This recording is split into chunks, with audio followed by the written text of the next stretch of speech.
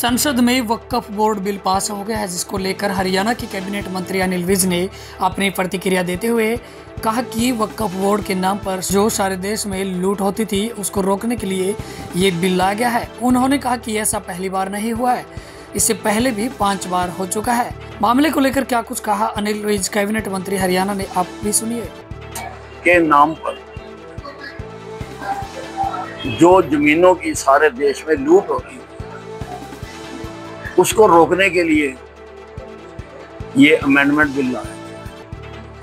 ऐसा नहीं है कि इस बिल में पहली बार कोई अमेंडमेंट होती है, 5 बार पहले हो चुकी है। और कांग्रेस ने तो 1913 में इसमें वो प्रावधान कर दिया कि वक्फ अगर किसी भी जमीन को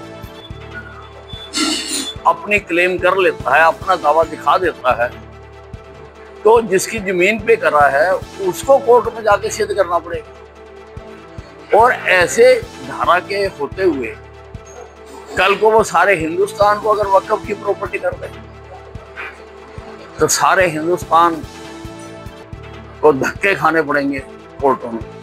इसलिए सोच समझकर, ये किसी मस्जिद के खिलाफ नहीं है, किसी मजार के खिलाफ नहीं है, किसी भी जो ऐसे संस्थान है उनके खिलाफ नहीं है।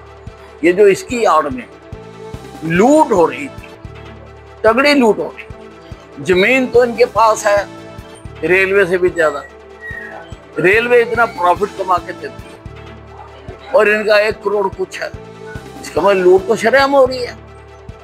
मतलब अखिलेश का कहना है कि अब देख लेकर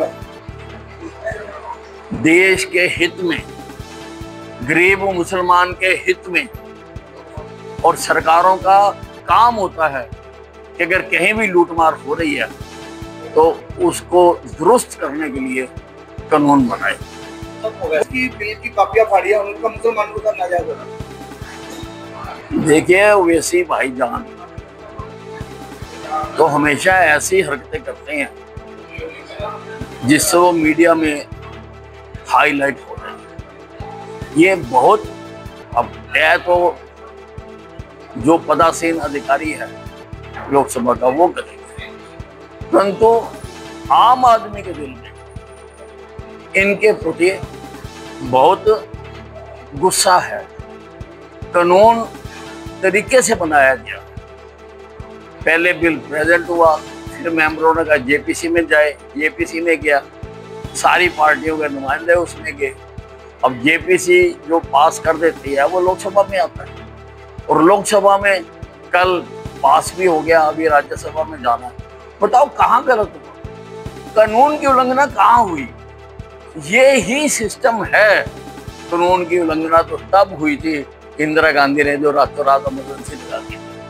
कानून की उल्लंघना तब हुई थी जब 1 करोड़ लोगों के जबरदस्ती नसबंदी कर दी गई। कानून की उल्लंघना तब हुई थी जब इस भारत देश को धर्मनिरपेक्ष और समाजवादी देश घोषित कर दिया गया। अब उल्लंघना नहीं हुई है, बाकायदा कायदे से चलता सारा काम, मेजोरिटी से चलता है, और प्रजातंत्र का तकाजा ही यही है। Democracy is a polity of majority.